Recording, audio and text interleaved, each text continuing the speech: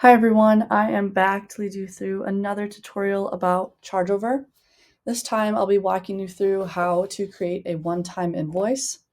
And a one-time invoice is great if you have a one-off charge you want to bill a customer for, or if you want to bill a customer for one large sum, but then have them pay a little at a time over a period of time.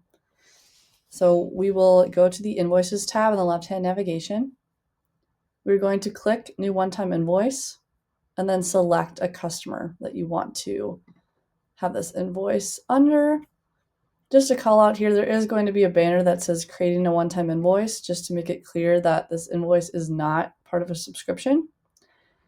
And then I'm going to select my products for this invoice. So since we're dealing with a bakery, I think that they should be diverse. So I'm going to give them some advanced cooking lessons because why not? I'm also going to change the date of this invoice, and I'll explain why in a second here. Everything else looks good to me, so I'm going to save the invoice. And then I'm going to have this pop-up page here.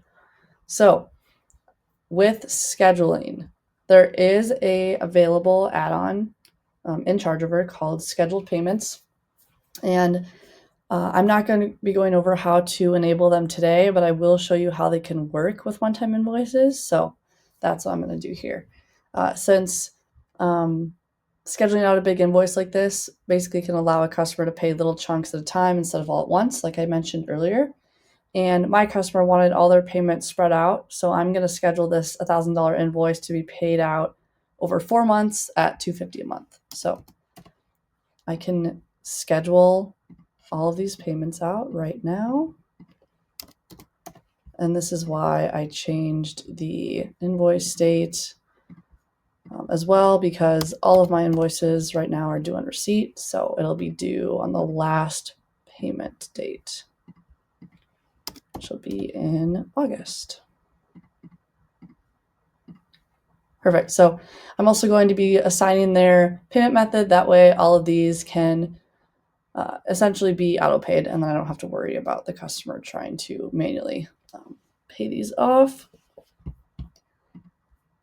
Awesome. So this is what the one-time invoice looks like. I can check my schedule over here on the right-hand side. Everything looks awesome. So I'm also going to show you a way to tell if an invoice is a one-time invoice or not. One of the ways is if the invoice does not have a subscriptions tab up here. Usually it'll be nestled between the overview and the transactions tab. So that's a good call out just in case that's helpful for you guys if you guys are glancing through, your invoices on a day-to-day basis.